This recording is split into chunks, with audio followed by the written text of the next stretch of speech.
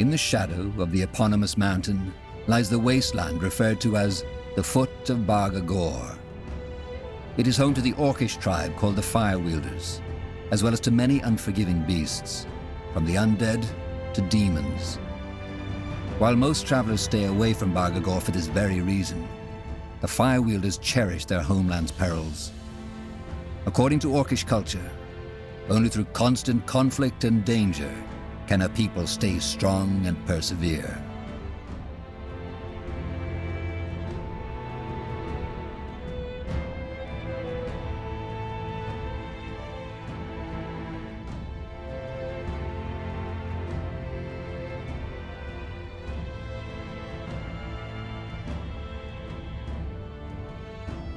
All right, here we are, the Foot of Bargagor. And you still think this is a good idea? I don't think we have a choice. We need all the allies we can find. So, what's the plan? If it isn't the dreaded Corporal, I was just about to go on my own. Well, you're in luck. It turns out we do need an ally. Troops, to be precise. I had a feeling. And yes, I can help you, provided you help me first. That was the deal. What do you want? Your help in preventing a war. Preventing? I don't mean to be rude, but aren't your kind usually the ones who start them? That's what most people think. Let me explain. The leader of our tribe is planning to reignite an old war. The War of the Six Races. In other words, he wants to send this world back into chaos. It's stupid and dangerous. But many of my brethren fail to see that. Krell tells them that our tribe has become weak, and that by invading the Nortander and the Elven Empire, we will teach the world to live in fear of us again, as it should be. What they don't see is that no one would benefit from this war. The Firewielders would be wiped out. That's as sure as the sunrise. And both the humans and the elves would suffer greatly from this. Krell tells them that we'd be honoring the struggle. But we wouldn't. It's the act of a fool. The struggle. Ah, right. Sorry. I forgot that I'm talking to a pale-skin.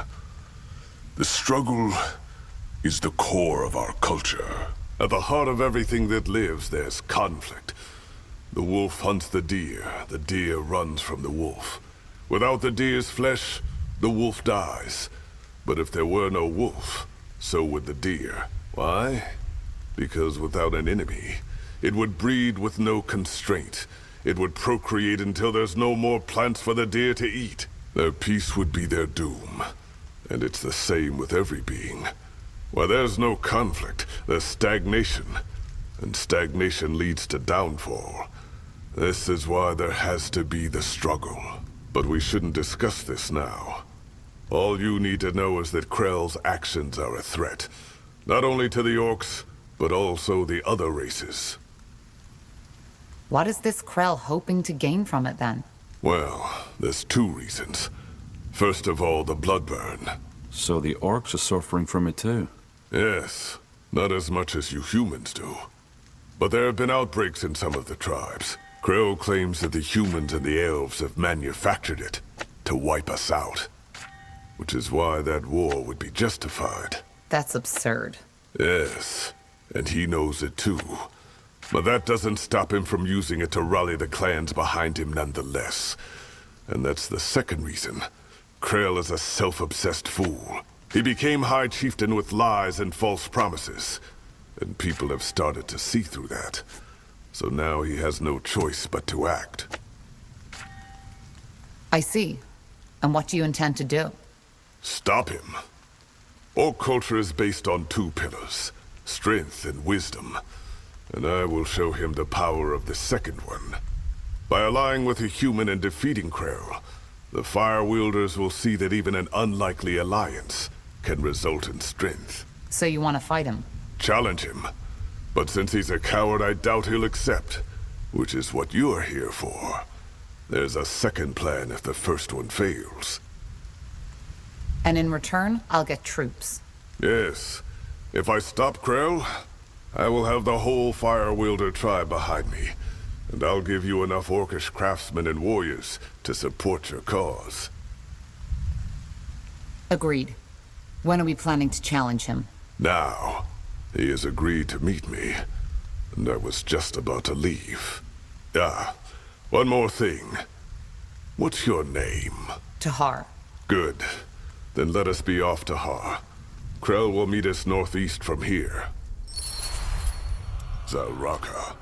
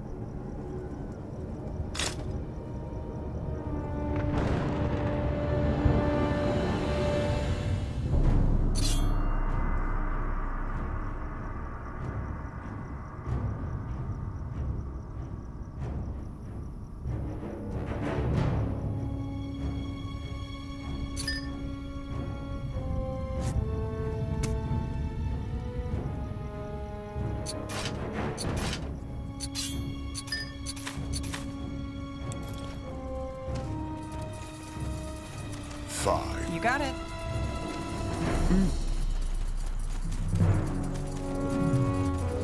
Sounds like a plan.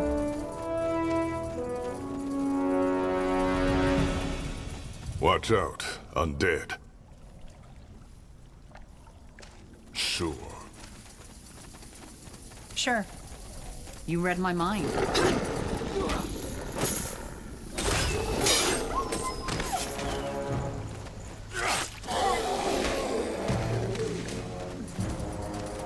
Understood.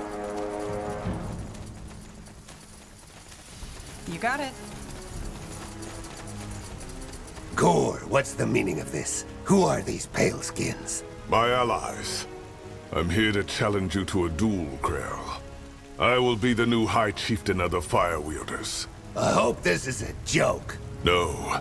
You are a danger to our race, and I won't stand by while you drag us into chaos. Once again, I challenge you to a duel, here and now. Kill them, and feed their corpses to the undead.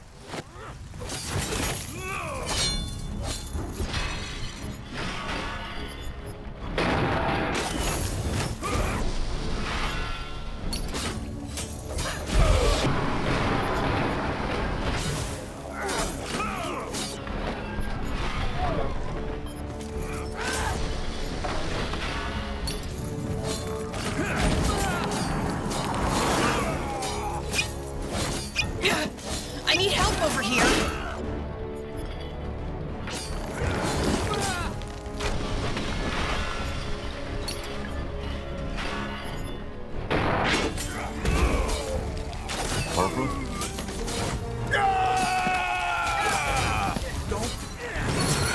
Just as I expected.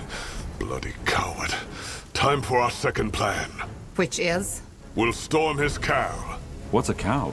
His homestead. His camp. If he doesn't want to face me like a child of Zarak would, we'll force him to.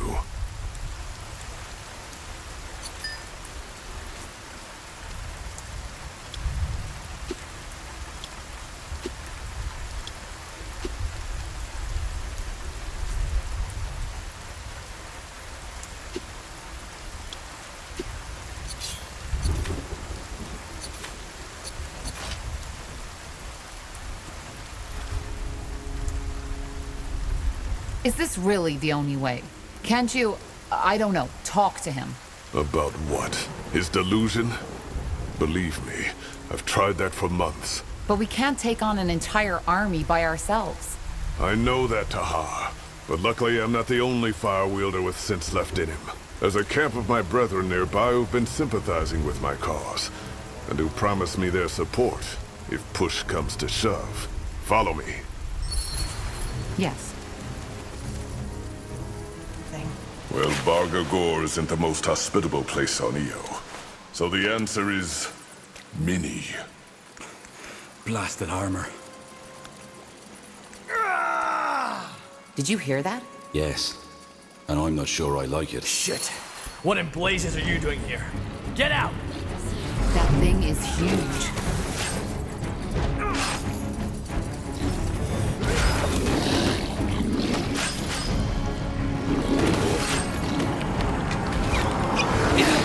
I need help. They killed one of our heroes. Back on your feet. We need... Stay with me, will you? Got it. Is that all? No. Don't die on me, will you? We need you.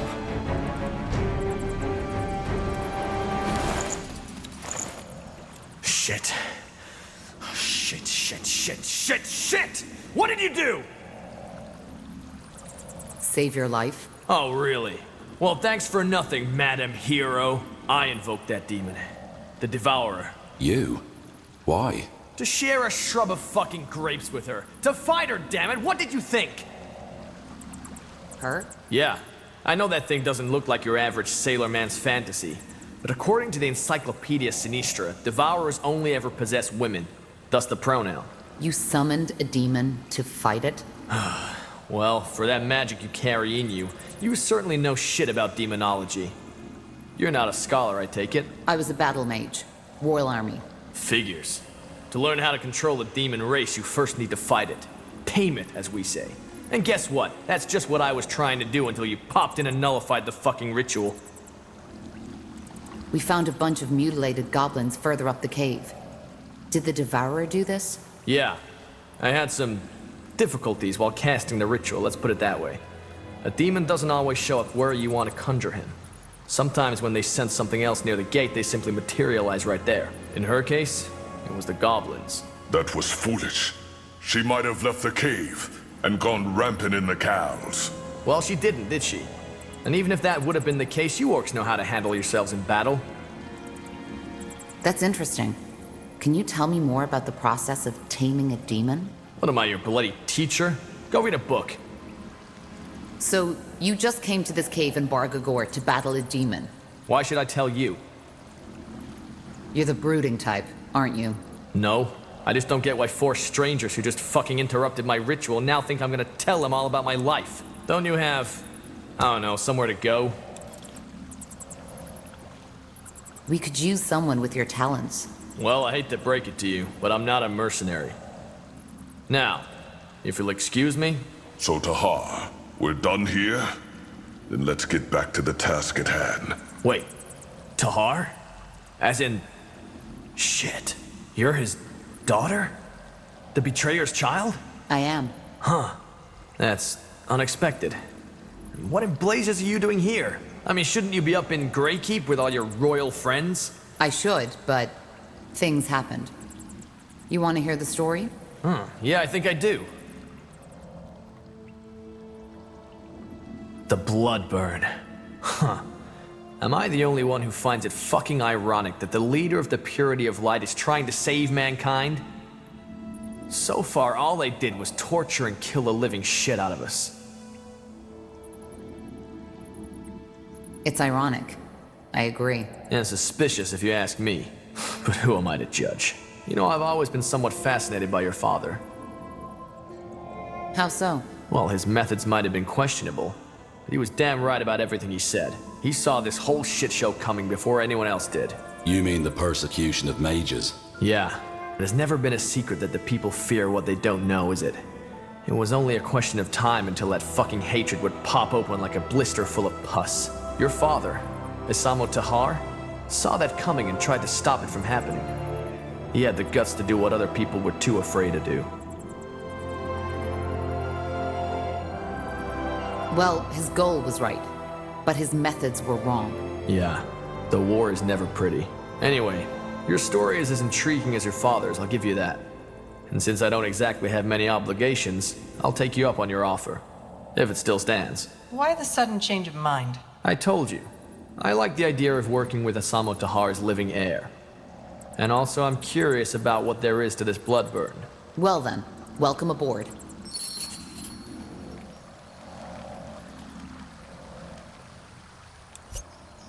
Pathetic.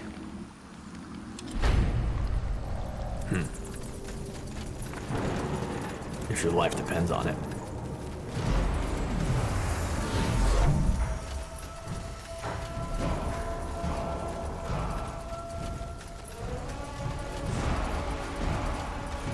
Who are you? Where's Zargo? In a better place. You're here to rally against him, aren't you? Good thing I told him that would happen. Get out of my sight. Why? 'Cause you think these orcs support your cause? They don't. They only pretend to because Zargo told them to. And seeing who you choose to surround yourself with makes me understand why. Paleskins here at the foot of Barga Gore? Honestly, Gore, how low can you go? These paleskins will do what all of you are too scared to do. Put an end to the orc who will kill us all, if we don't stop him. And to all of us, this isn't strength, Gore, this is treason. Shut your mouth, Tuck. Gore has done more for our tribe than any of you. Really? Can't you see he's using you? He doesn't give a damn about the fate of the Fire Wielders. All he wants is Krell's Kyle for himself. But, as I said, it's not too late to turn back. Think about it. All you'll do is throw away your life for a traitor. Krell will restore our race to its former glory with... I'm done with talking. Face me, or are you as much of a coward as your leader? Balrek, you piece of shit!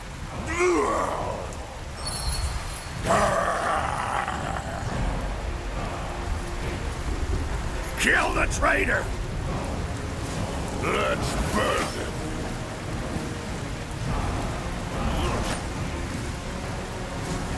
Kill him, Gore! Tear his bloody guts out! Take him down!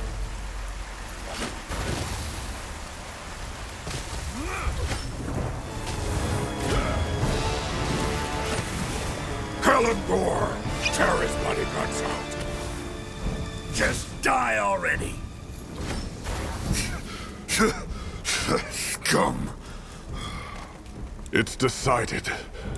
Kill him! Kill that traitor! For Gore! For the Fire Wielders!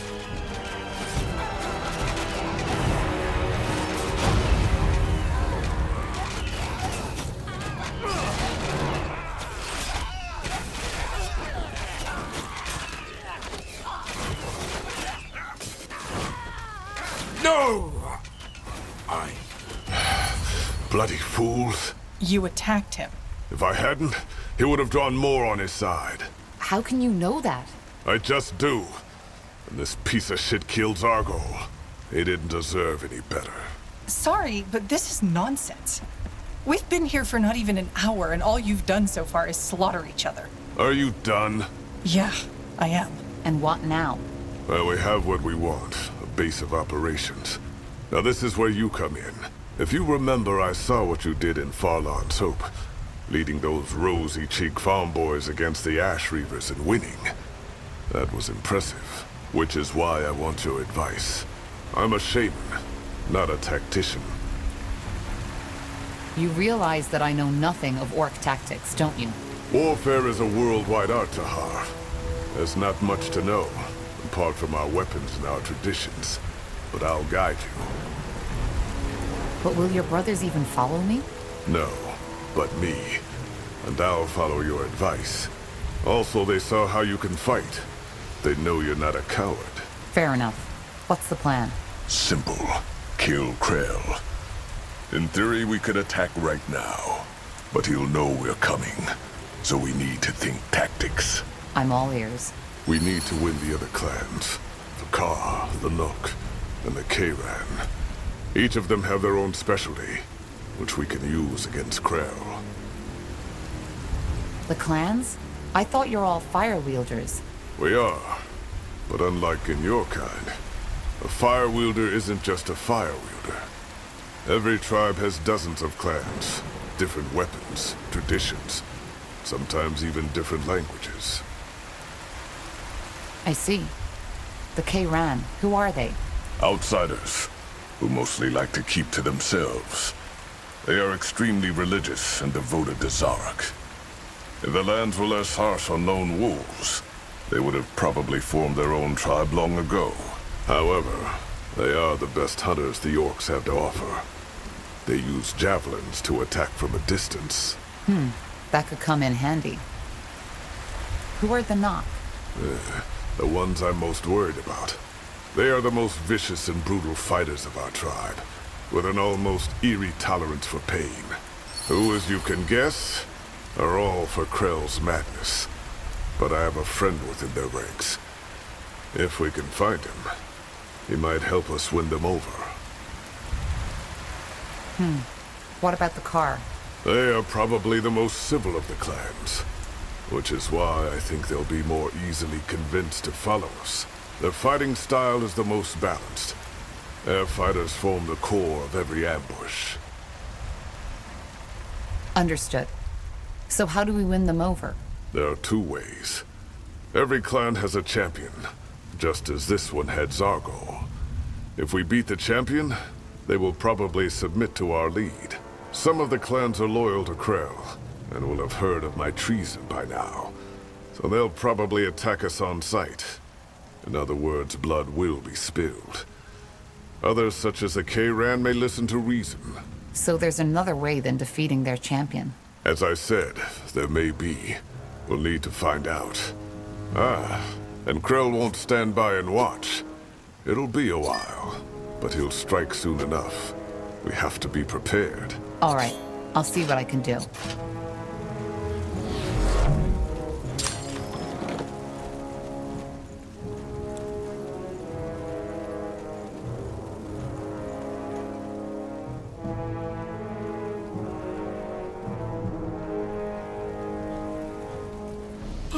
Yes? Expansion is the key to victory.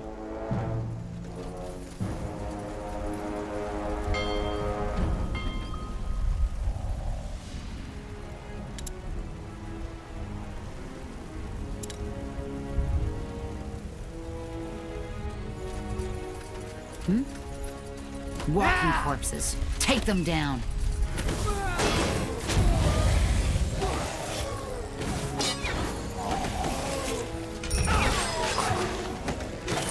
They will fall. Easy. What Pelskin want? Don't we have workers for that? Chieftain, the outpost has been built. Our borders have expanded.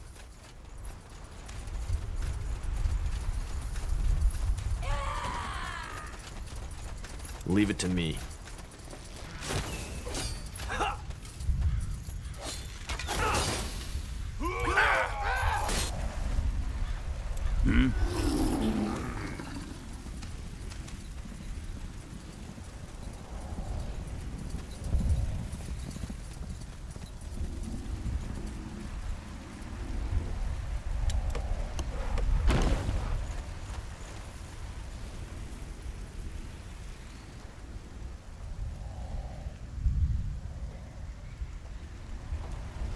We're under attack!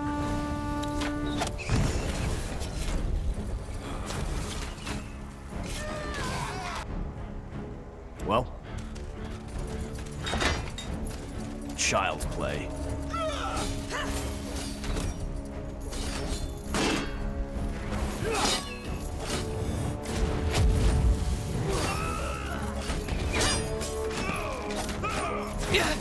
I need help over here. Yes.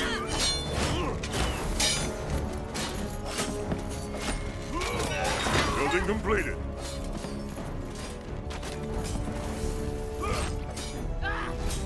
Decide. Now. Easy.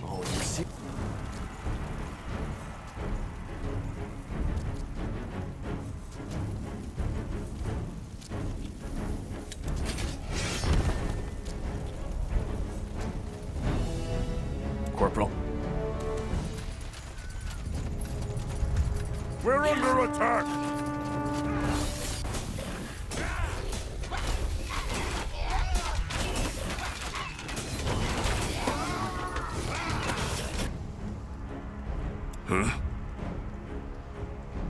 Sounds like a plan.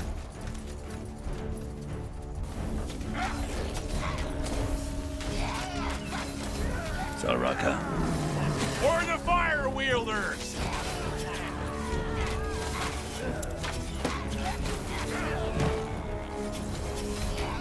At your command. Oh, Raka. This blasted shield's heavy.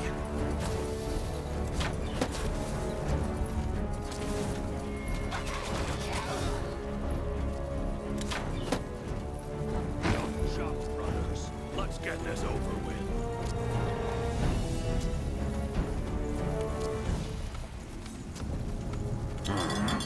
Let's see.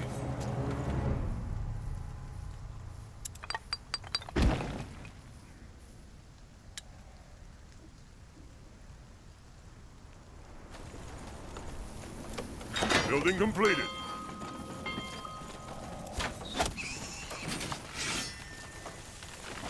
Good. Our Cal grows stronger.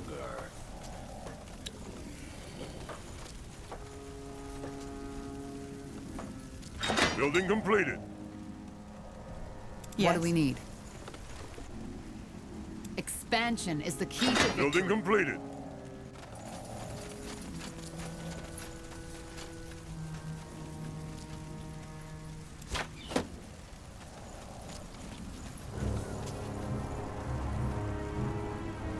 We're under attack.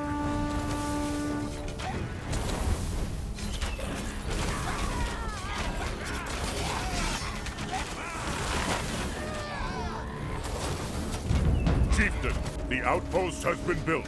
Our borders have expanded.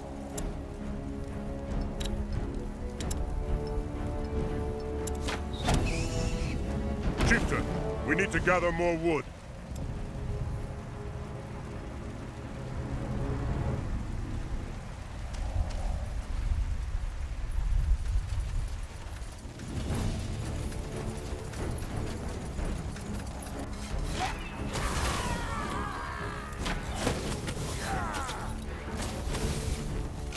Building completed. Uh-huh.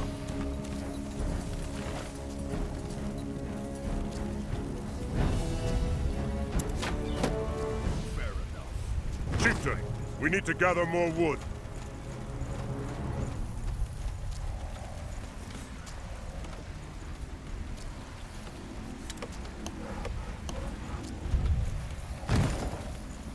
We should be fighting. You got it.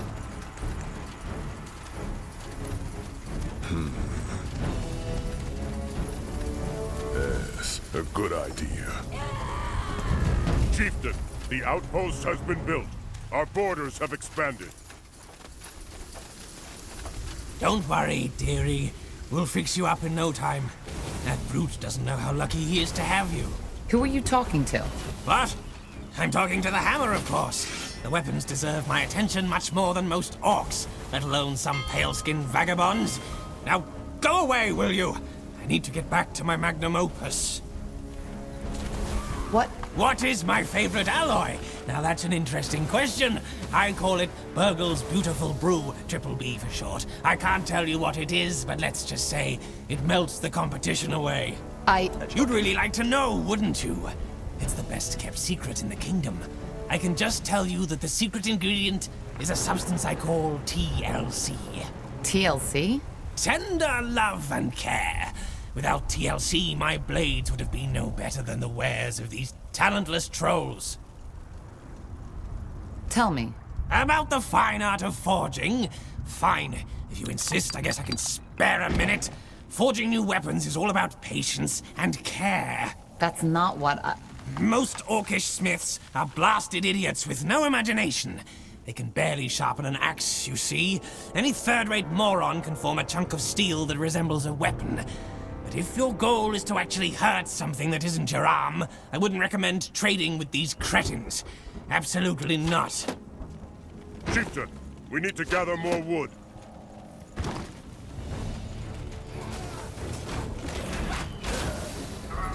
Magnum opus?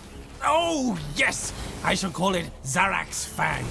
Once completed, it will be the deadliest weapon ever created. The only problem is that I'm still missing one ingredient. Actually, why not? Look, you seem marginally smarter than most sword-wielding idiots I deal with.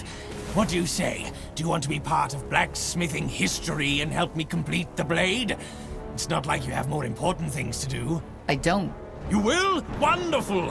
What I need is a bone Nora's horn.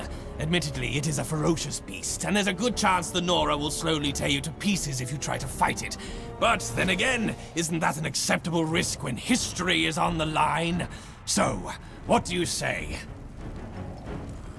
Fine. I'll... Wonderful! Oh, you've made the right choice. Future generations will sing songs of the brave nitwit who assisted Burgle the Magnificent in completing his greatest work of art. I shall await your return here, brave soldier. Ah, and by the way, you may call me Burgle. Yeah. Until then.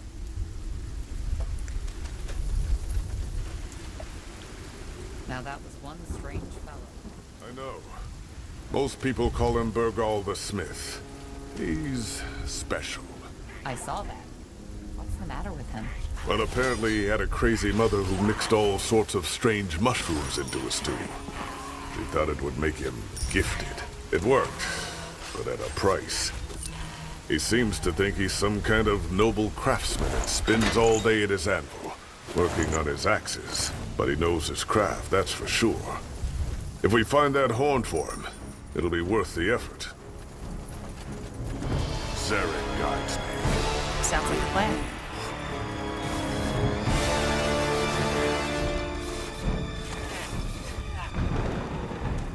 Sure.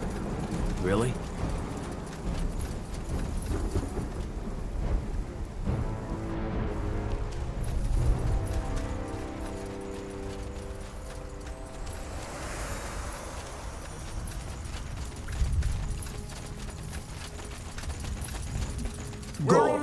Zalraka Gedok, I take it you know why we're here.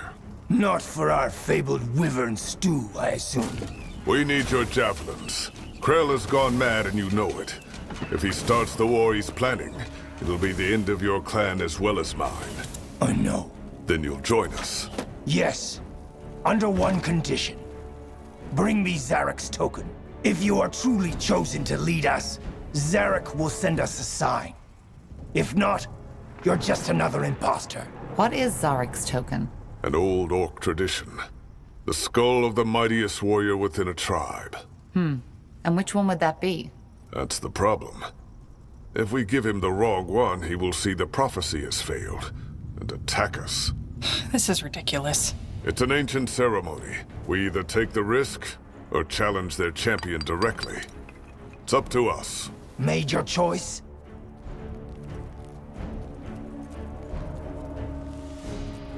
Yes?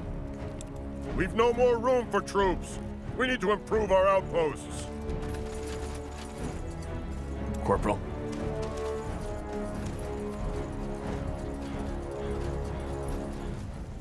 I have the token. What did the fire say? Let me see. You were wrong. Gedok, Kill the imposter! This will hurt, Paleskin.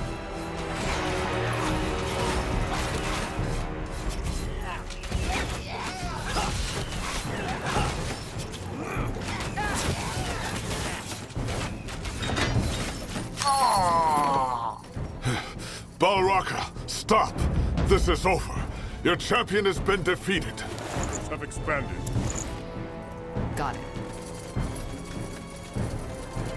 We're under attack! Understood. What do you want? Over there?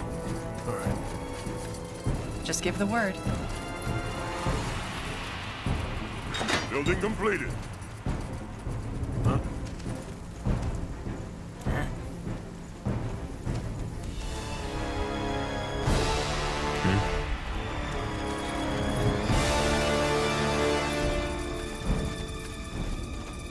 Now would you look at that? Zalraka. Gore.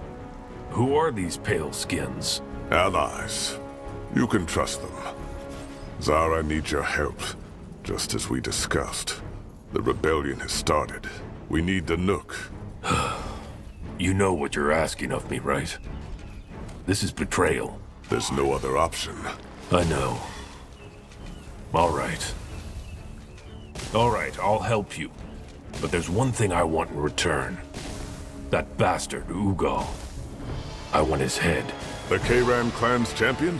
Why? He has done something to my sister. Something despicable. But this isn't the time for stories. I just need you to trust me on this. It's done. Here's Ugal's head. Show me. Zarek's fangs. You're right.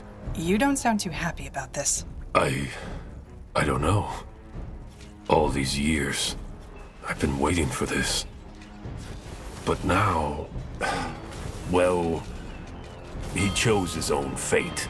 So, what about your promise? You know me, Gore. I honor my word.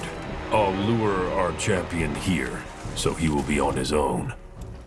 Then you can do what's necessary. A trap?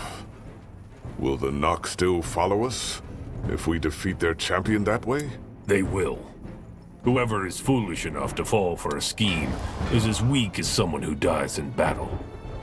Just make it quick and painless, will you? I will. What the? Traitor!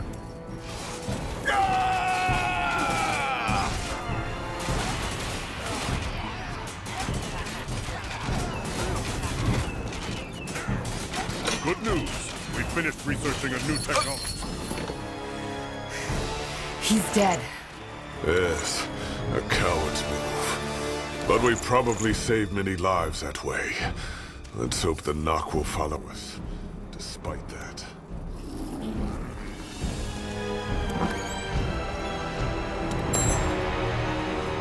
We're under attack!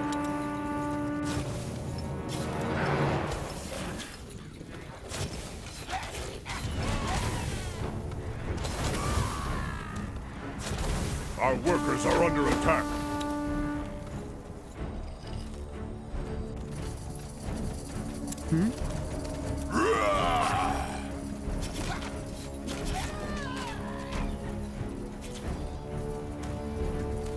Whatever's necessary. Our capital is under attack. They will fall. Easy. Focus, Syria. Focus.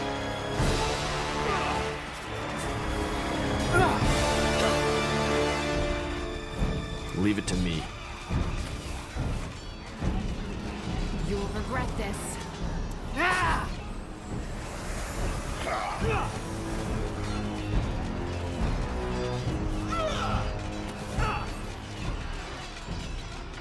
Good news. We finished researching a new technology.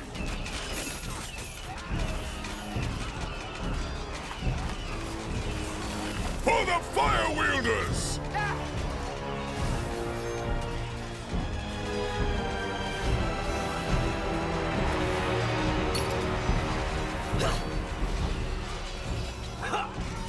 We're under attack!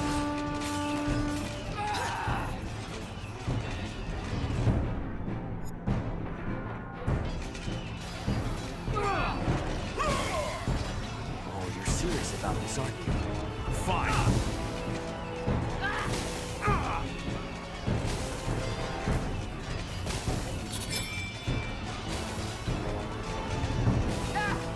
You read my mind. We're under attack!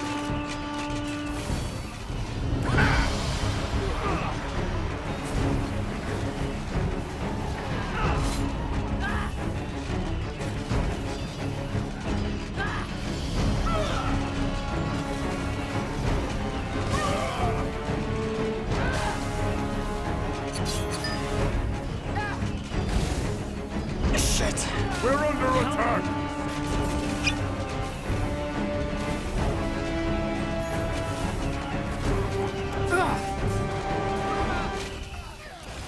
Easy.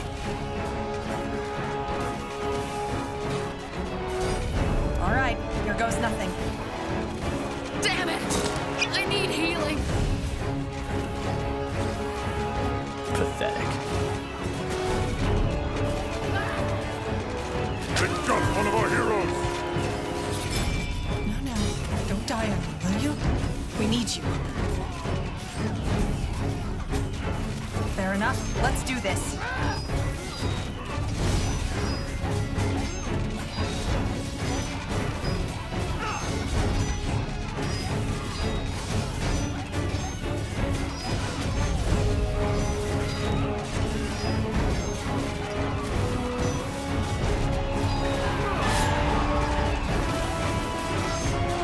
We're under attack!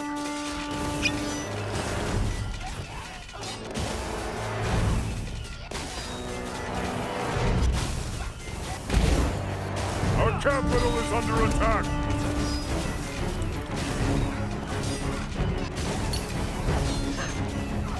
You'll regret this.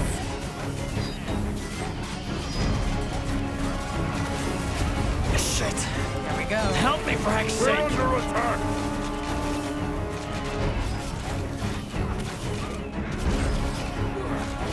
Child. Help me, for heck's sake! Our capital is under attack!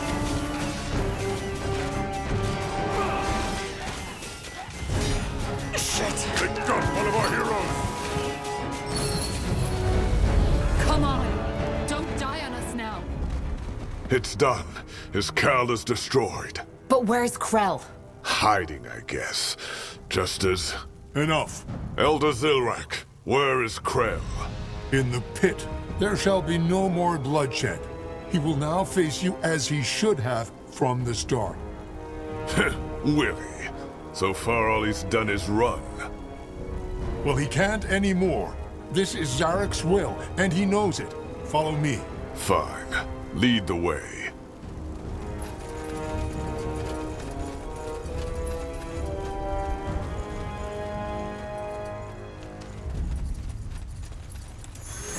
Are you sure this isn't a trap? I am.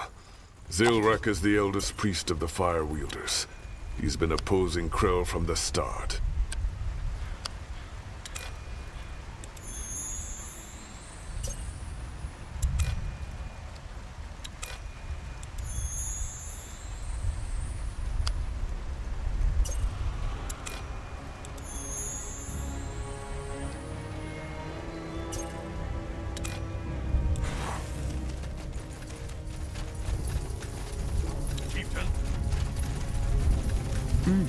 Fine.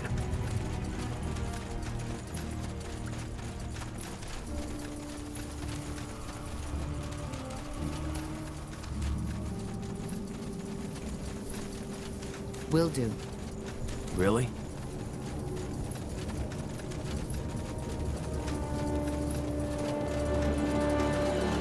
It is time, Krell. There will be no more bloodshed among our own, but a duel, as it should have taken place hours ago if you hadn't run. This is ridiculous! He allied himself with the Paleskins! There can be no wisdom without strength, and no strength without wisdom. You know the traditions. Fuck the traditions! Zarek's fangs. I'm Krell. I'm your High Chieftain, and this piece of filth is a traitor! You hear me? A traitor! You're the traitor, Krell. You never cared for the fate of our people. This was about you and your pride from the start. Now, unless you're the coward I think you are, face me. Coward? Me? Weren't you the one who left your blood sister in that cave to rot? Careful. Why? Don't you want your pale-skinned friends to know? I wonder why. All right. Enough of the talking. Face me.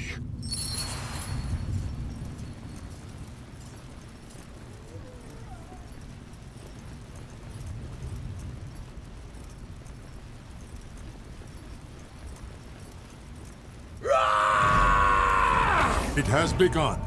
Don't intervene.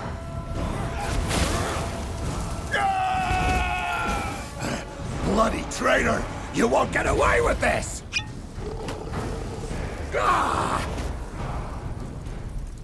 Balrak, I'll crush you! And it's done. Gore, by Zarek's blood, by his fire, and by his will, I hereby proclaim you the new High Chieftain of the Fire Wielders.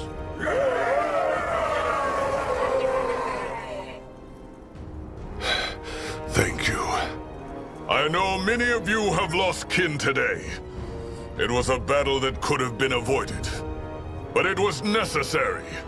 And as the struggle tells, we will come forth as a stronger people. I did this for you. Thank you, Tahar. You made this possible. You don't have to thank me. You prevented a war. Yes, I know. One more question, though. What do you fight for? I know it has something to do with the Shapers, since you opened the gate to their city. But why? What for? We're trying to stop the Bloodburn. We've made a camp in the lost city of Mullendeer, and it seems that we need 2 Shaper relics to continue our search. But without troops, we can't get them. One of them is in the middle of the Black Sea, the other in Aenir's Blade. Interesting. All right. As promised, you will have our help. I'll choose some of our best warriors and craftsmen, and we'll join you in Mullendeer. I will be there too. I want to know who I'm fighting with.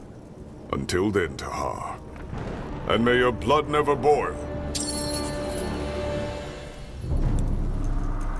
What?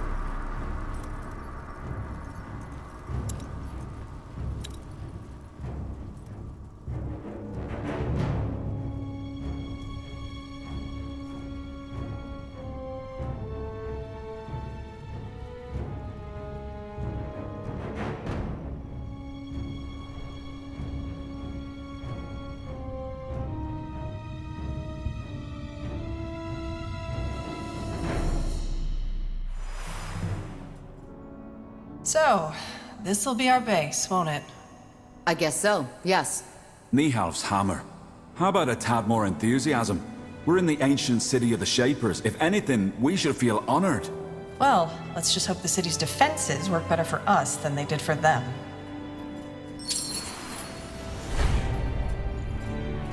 I'll take a look.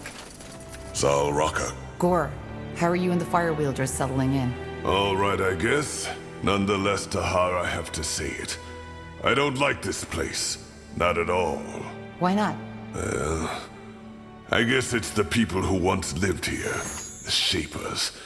They were corrupted. And I can feel that corruption even now. Corrupted? Yeah. Their customs, their culture. They were completely detached from the order of nature.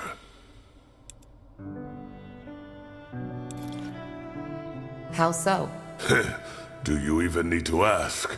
Just look around. Ghost warriors, strange machines, strange buildings. Especially this place, this Nexus. They thought they were above everything, even the gods. And they meddled with things they didn't understand. It's disgusting. Well, they're dead now.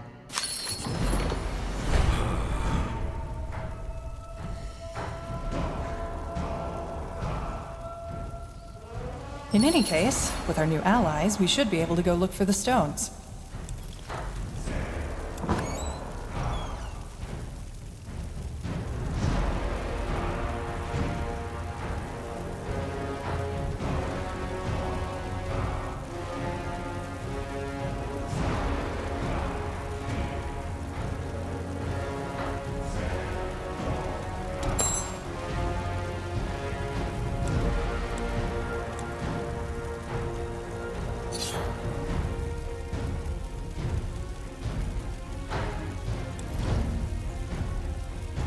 So, this is it, isn't it?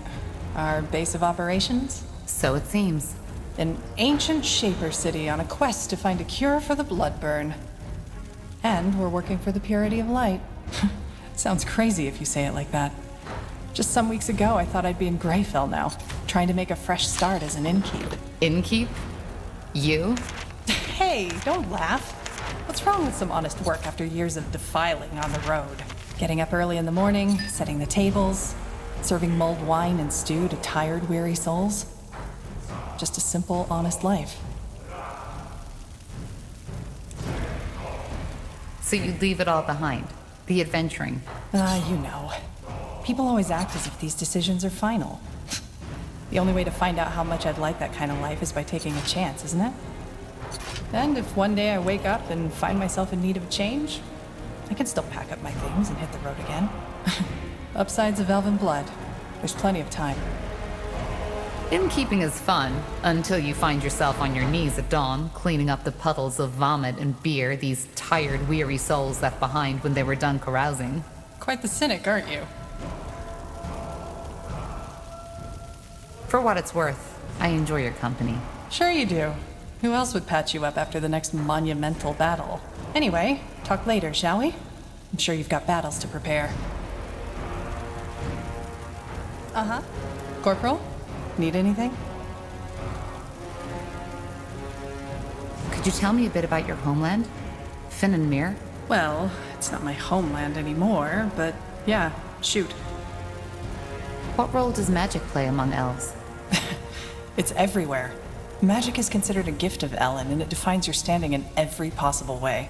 We may have talked about that already, but the whole council who runs the country is made up of mages. Which is why the Purity will have a hard time finding followers in Finn and Mir, should they ever be naive enough to try. I doubt that will ever happen. How is human culture different from elven culture? I assume you mean Nortander from Finn and Mir? There isn't one elven culture, as little as there's just the humans. Generally spoken, though, I wouldn't say they're too different. Especially not compared to the Orcs.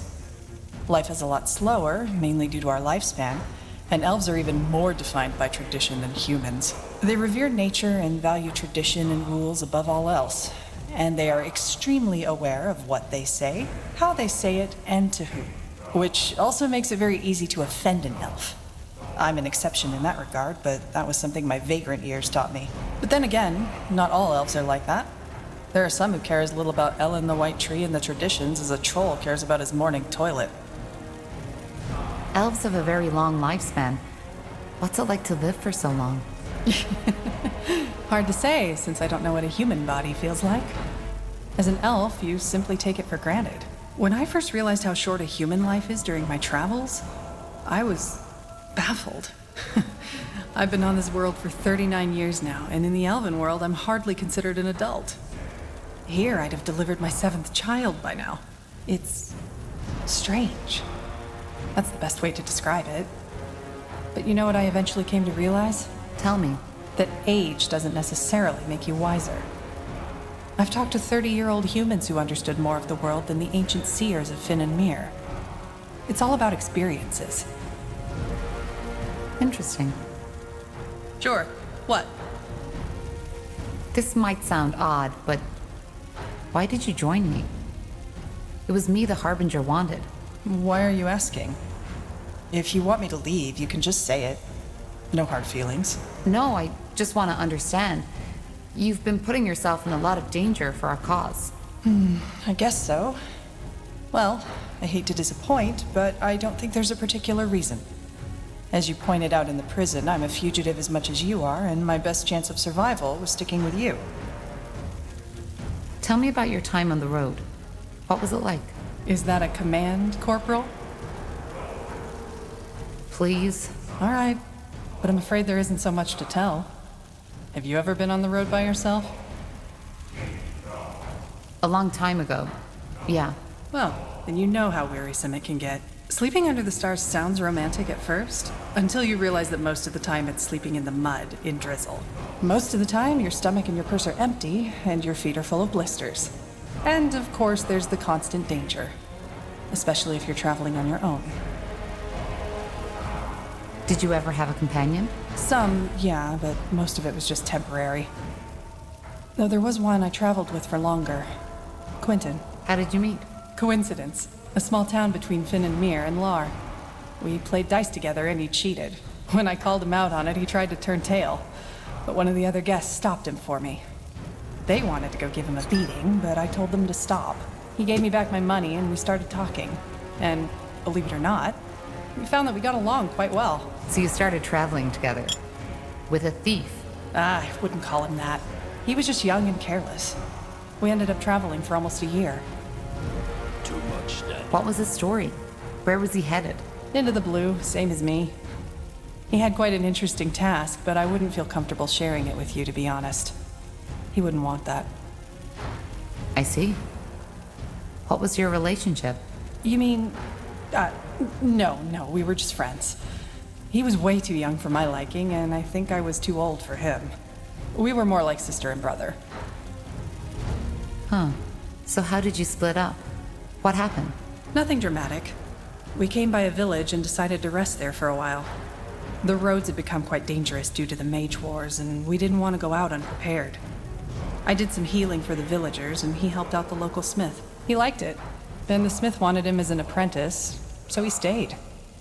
I was surprised and a bit hurt at first, but then I realized it was probably for the better.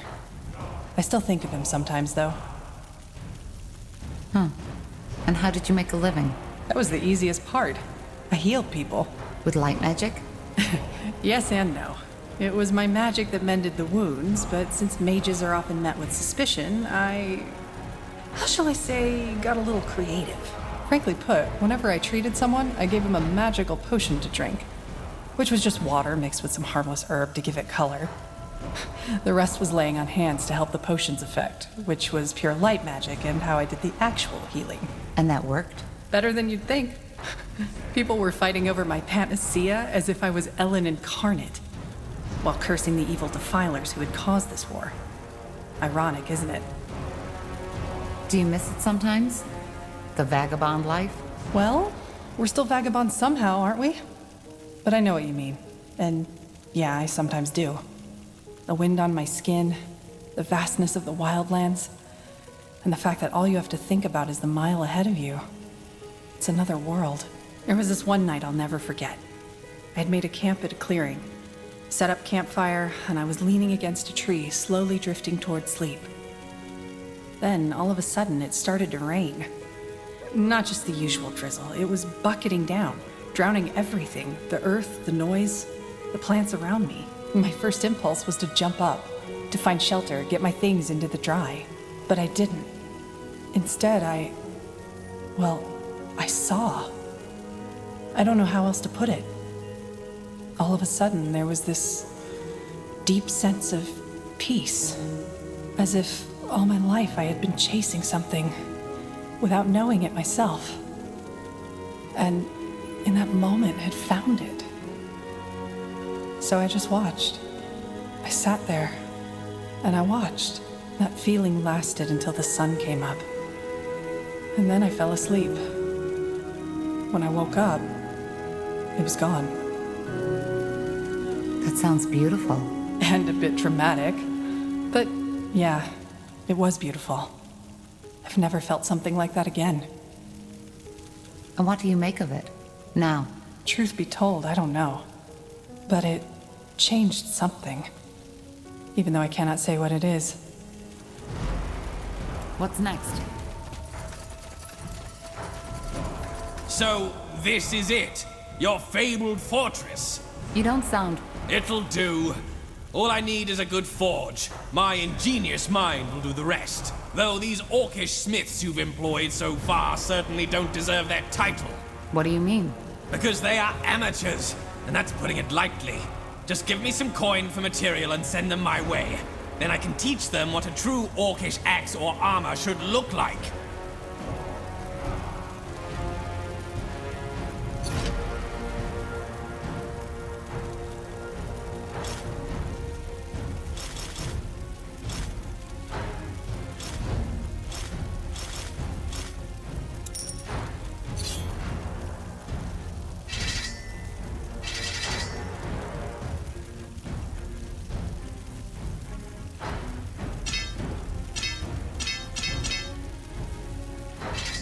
We should be fighting now.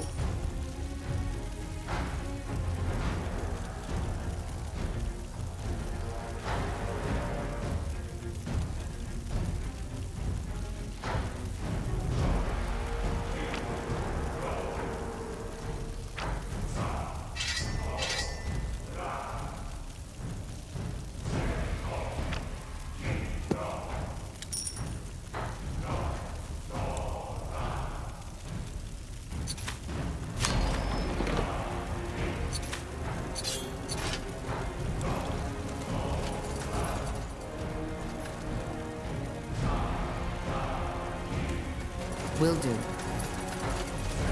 There you are again. Gore's new friend. I truly hope he knows what he's doing.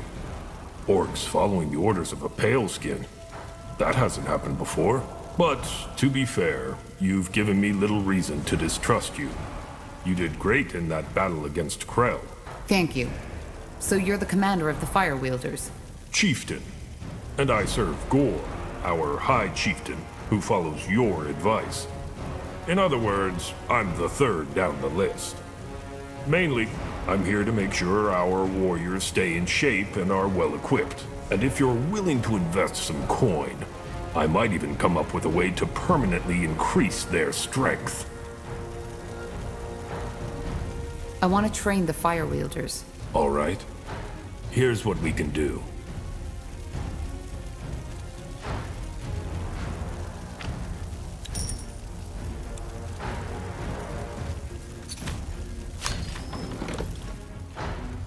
Yes?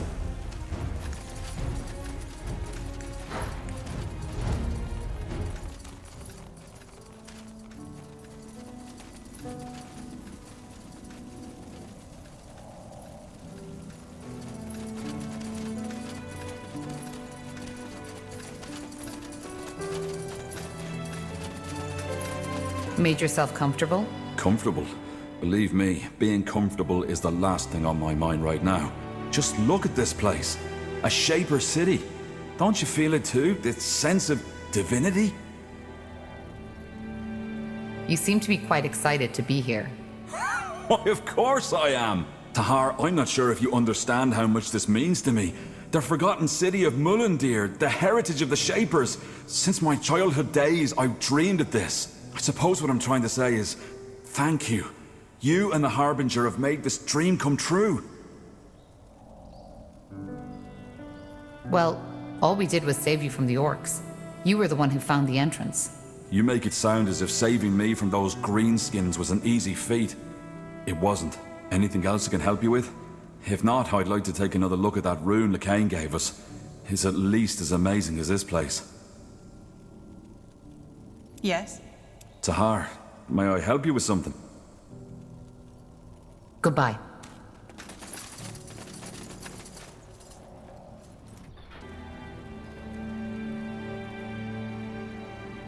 I found some materials. Could you use these to upgrade your armor? Yeah, Tahar. Wait. What's that? Nihal's hammer. This is amazing. No, more than that. This is phenomenal. I don't follow. What's so special about that thing? This thing, as you call it, is part of an artifact. One that the scholars have been writing about for centuries. It might be possible to reconstruct them, and that... I can't even begin to imagine what that would entail. What exactly is it that fascinates you about the Shapers? Oh, Tahar, that's quite a topic. I don't mind sharing, but are you sure you want to go there? I am. Tell me. All right. Well, where do I start? You see, the Shapers have always fascinated me. They're all over Io. These remnants of a once so glorious civilization. Yet for some reason, so many people are almost oblivious to it. On the one hand, of course, that's very sad. On the other hand, it also makes it a lot more exciting.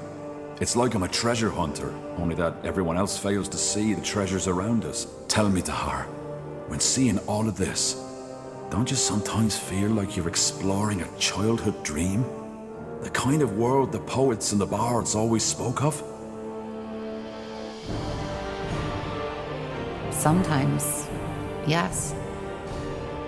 It's dark, but also fascinating. Absolutely. But this childish fascination was only the spark. The more I studied the Shapers, the more enthralled I became with their culture. Did you know that at the pinnacle of their existence, they ruled over all of Io? A global empire with no one to oppose them. You seem to consider that a good thing. Oh, good, bad, the world doesn't work like that. Of course, there are writings that hint at the fact that the Shaper Empire wasn't all rainbows and unicorns, but still it was stable. And it persisted for tens of thousands of years. Can you imagine? All this knowledge, all this art, all this wisdom. Nothing in the Io of today can match that. Nothing. It's like comparing a sea full of secrets with a puddle of muddy water. And how exactly did their empire come to be? They must have conquered quite a few nations. They had the liberty of being the first living civilization on our EO, at least as far as we know. That made it easier to maintain peace and stability. Until the end and the dragons. My father always told me the Shaper Empire relied a lot on slaves. What?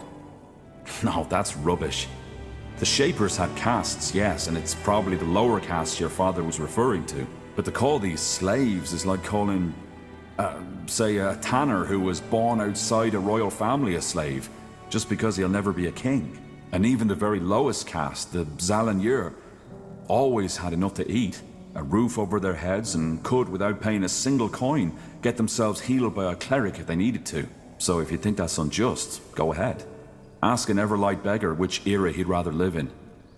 He's not a slave, yes, but in some ways he's worse off. How do you know all this? Some of it from writings, some of it's just connecting the dots. I know how many scholars are out there at the universities giving their talks about the inscrutable empire, but it's not nearly as inscrutable as they say. Their problem is they're trying to understand the Shapers by reading books and dusty tablets. That's not how it works. You need to get out there, into the field. And even if it takes years of fruitless digging, eventually you're bound to stumble onto something. Another piece of the mosaic. Very poetic. Because it is. And yet, they died out. Yeah. Great mystery. Most scholars think it was the dragons. They do, but I doubt it. You saw what the Shapers were capable of. Even a race as powerful as the dragons couldn't have wiped them out. And you see the shape the city is in, Tahar. There's no traces of fire and destruction. But regardless of what it was, it doesn't change the fact that the way the current races of this world treat the Shapers is nothing short of pathetic. They were greater than we'll ever be. But instead of studying this greatness, we ignore them. And why? Just because it doesn't fit into our religion, our traditions, or whatever reason they can come up with. Because to many, admitting what a marvel the Shapers truly were would mean admitting that our culture is pale in comparison. Is our world really that bad? That depends on your expectations. We could do worse, certainly, but if this is as good as we can get, then I have nothing to feel but pity. We don't know enough about the Shapers yet to say that. Maybe you don't. I do. In any case, I suppose you found your answer, haven't you? This is what fascinates me about the Shapers. They're a reminder of what we could be, if only we wanted to. I see. Well, thanks for the explanation, Iskram. I appreciate it. Tahar, may I... What are your thoughts on the Harbinger, Rondar Lacane? Well, he's my employer. Without him, I wouldn't be on this mission. Or, what do you mean? I was trying to say, how do you feel about what he stands for? The purity of light, Aenir's return. Oh, that. I'm not certain I have an opinion on these matters. Don't you care who you're working for? Truth be told, not that much. Making a living as an archaeologist is hard enough as it is. I can't afford to be picky. And in all honesty, aren't Lacane and his fellows just more of the same? There have always been cults who weren't happy with the Guardians and believed they had found the true and only God. There was even that one who believed in a sort of schizophrenic God, who was both the trinity of three different beings and the singular omnipotent God at the same time. However that's supposed to work. Sounds funny when you think about it, but those lads were dead serious. Does the Harbinger know you feel that way?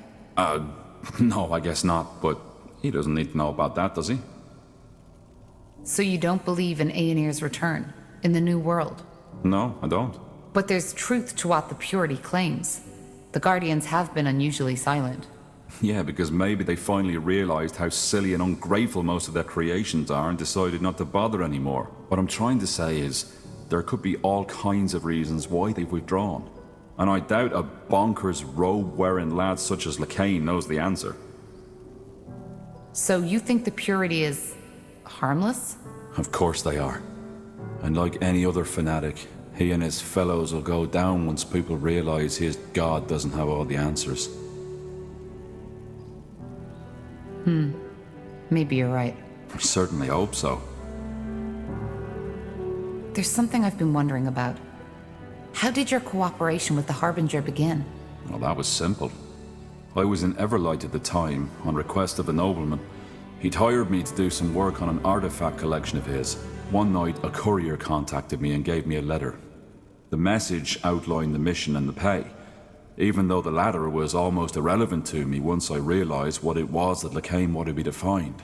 Mullendir. Yeah, you know the rest of the story. How does one make a living as an archaeologist? Good question. One I usually prefer not to think or talk about. To be honest, it's a tough life.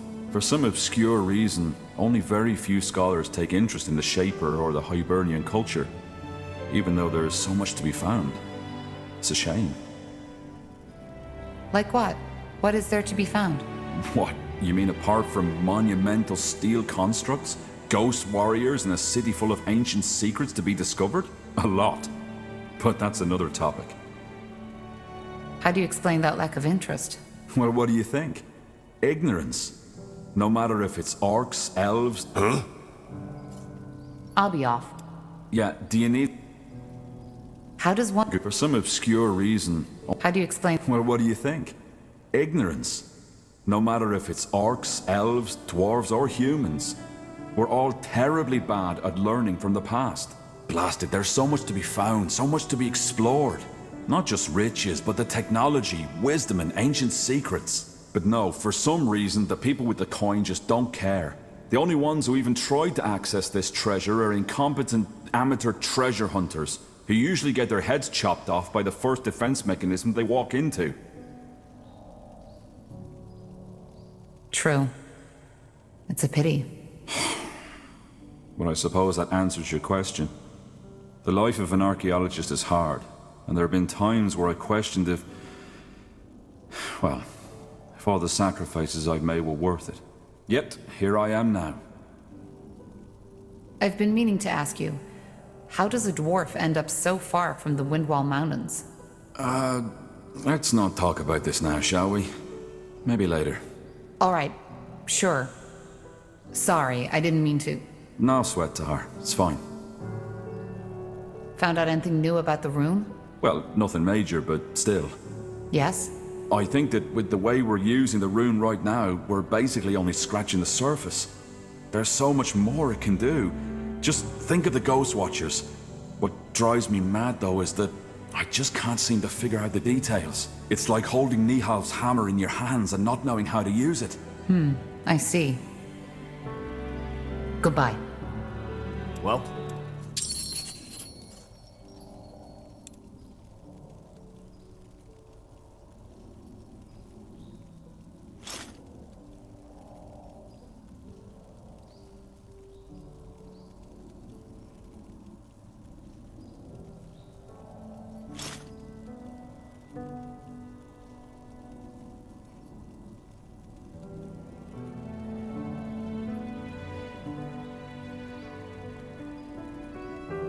What do we need? Fine. What do you want? Just checking how you're settling in. I'm good. Thanks. Interesting place you found yourself here. I'll give you that. Back in the cave, you told me that you fought that demon in order to gain control over it. I'd still like to know how that works. It's complicated. That's it? For now. How did you end up in Bargagor? It's a long story. Suffice to say, I've been on the road for quite some time now. And Bargagor just happened to be my last spot before I ran into you. Let's talk about you instead. You've gathered a ton of followers, one outcast after another. Tell me, Tahar, do you trust them? Some of them. The more likable ones, I'd wager. To be honest, I don't understand how you can do it. You have that look about you, and it's driving me nuts. What do you mean by that? I've observed you on the way back from Bargagor. The way you move, the way you talk. I get why other people follow your lead. I really do. You simply have some kind of strange charisma. It's not visible at first glance, but it's there. You give people hope. I guess that's what it boils down to. You attract outsiders, and you get them to march under your banner. How's that a bad thing? It's a bad thing because you're too careless. All these people, Did it ever occur to you that they're outsiders for a reason? The treacherous orc, the renegade elf, the exiled dwarf? Still, you trust them. Even if you put your stern face on, I can see that you do. And it's why people follow you. But trust doesn't protect from betrayal. But let's stop this right here, okay? I'm sure you have things to do, and so do I. What's next? Huh? So, have you gotten past that I don't trust you thing? I want to know more about you. Well, there isn't that much to know about me, Tahar. I'm a demonologist from Kalea, and I've been on the road for a couple of years now. That's it. Wait, you're Kalayan? Yeah. And I know I don't have the accent, but that was a lot of training. What made you come to Northander? Long story, and I don't want to talk about it. Anything else, Tahar?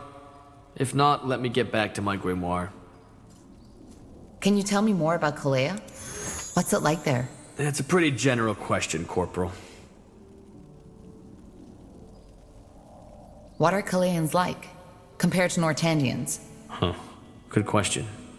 I don't spend that much time socializing, so I don't know if I can give you the answer to that. But all in all, Kalayans are a lot less stiff than you Nort folks. Kalayans like to sing, to dance, and to fuck. They do it a lot, sometimes at the same time. They admire philosophy and magic, and being good in either of those makes you the equivalent of a famous bard here in Greyfell. On the other hand, the people are two-faced. That's a lot better here in Northander. You have your little intrigues, but you generally say what you mean, which Kalayans see as almost primitive. Kalea is a city-state, isn't it? Like Everlight? Yeah. Well, almost. When people say Kalea, they usually refer to the chain of islands in the Sea of Dreams, a couple of miles from Imperia. However, only the big one in the middle is really inhabited. And that one's pretty much just a massive city called Kalea. Nobody can remember the names of the other islands, not even the Kalayans themselves. But yeah, it's essentially a city-state. And even though Kalea is small, it's very powerful. You know, spices, sugar, sea jewels, all the kind of stuff a tropical paradise has to offer. Rich as a Kalayan, isn't that how they say? Yeah, though that ignores the fact that there's thousands of Kalayans starving to death in the slums. Do you happen to know if Kalea is affected by the Bloodburn too? Don't think so, no. At least I haven't heard anything. There's been a lot of tension between Northander and Kalea during the Mage War. How is the situation now? I haven't been back since, so I couldn't tell you. But according to the sailors, things have gotten better. Never mind. I'll be going. Huh? Back in Bargagor, you told me that you think the Orcs should strive to be more. What do you mean by that? Do you consider your culture to be, well, inferior? Inferior? No, not at all. On the contrary, I'm glad to be a fire wielder, and not a human or an elf. Why? Because not so unlike the Shapers, your culture is bigoted, strange. You like to tell yourselves you're more than the animals you slaughter for food. You call yourselves civilized. But in the end, you look for the struggle just as anything and anyone else does. But of course you don't admit to it. You want to be better than that. And the result are lies, intrigue, wars, and assassinations. Their culture is so bizarre that it's almost amusing. That might go for some, but not all of us. Maybe, maybe not. So no, I don't consider our culture to be inferior. But we've gone astray. Fools such as Krell was one. They're the reason your race looks down on us. If Zakrak had wanted us to be ever-fighting, ravaging brutes, he wouldn't have given us minds to begin with. Every brawl, every battle, every war has to have a purpose. It isn't something done for pleasure. Yes, it can be enjoyed. But at its core, it is ritual. The most basic one of nature. In other words, violence and war are good and necessary, but only within measure? Yes, and it should be learned from. That's where most orcs disagree. They claim to value wisdom, but when asked to choose between words and a club, they always choose the club. And as you see, This is why our culture has stagnated.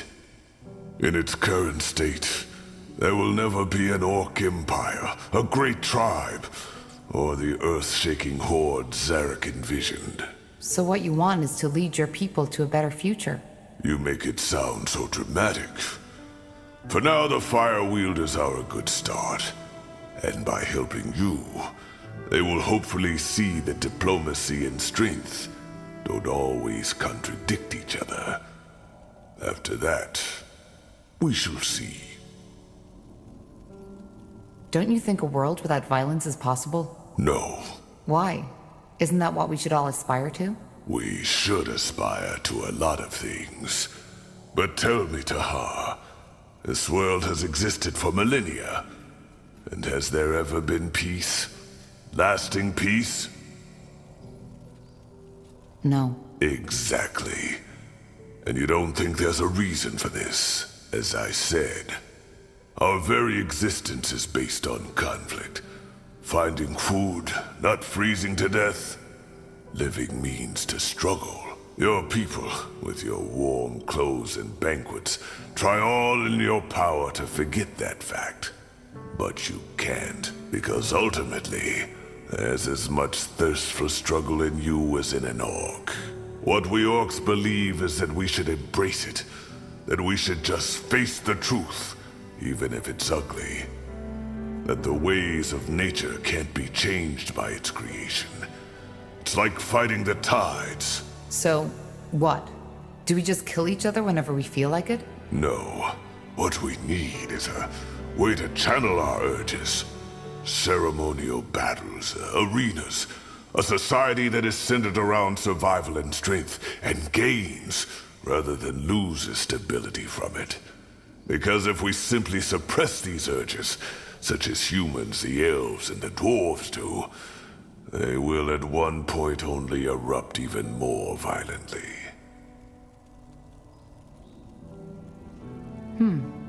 I never looked at it that way, but I think you might be right. You never fail to surprise, Tahar. Anyway, where were we?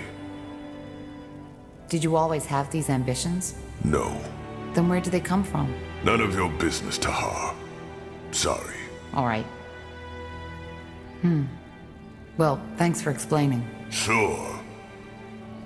What's it like to change form? I've been wondering about that since I met you. I can imagine. It's exhilarating and strange at the same time. If it taught me one thing, then it's how foolish it is to put the mind above every other aspect of the body. Many people do that, especially scholars or mages. What do you mean? Because the shape of our flesh is so much more than just a shell. It defines us.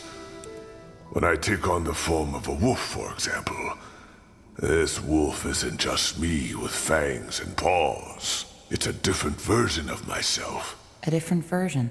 Yes. You can't understand if you haven't been there.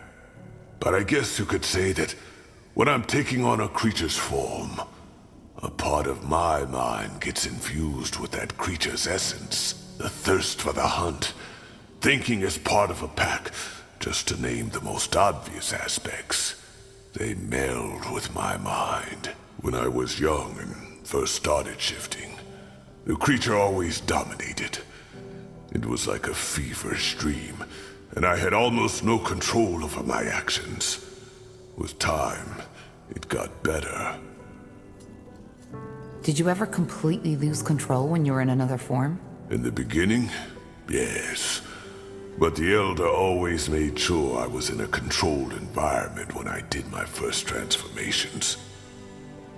How do you learn a new form? That's complicated. First you have to understand that creature, observe it, live with it if possible. That can take months, years, sometimes decades. Then there's what we shamans call the first joining. You have to visualize your shift. How does that work? I can't explain it. It's like your first bloodshed. It can't be explained, only experienced.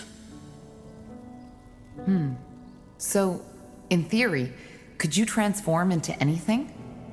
Even say, a wyvern, a dragon? In theory, yes. In practice, there's no known shapeshifter who has ever done that. Save for old Orcish legends, maybe. Why not? First off, there aren't many dragons around to study. And even if there were, you aren't likely to survive it. Secondly, transforming into something that enormous, it can be lethal. Our minds, our essence just isn't fit to govern such a massive body. Only some years ago, there was talk of an Ash Reaver shifter who had attempted to morph into a troll. He succeeded, but his heart, the troll's heart, stopped before he could take a single step. So you see why most shifters aren't that eager to experiment. Well, that's definitely interesting. Thanks for taking the time to explain. Sure. I'll be off.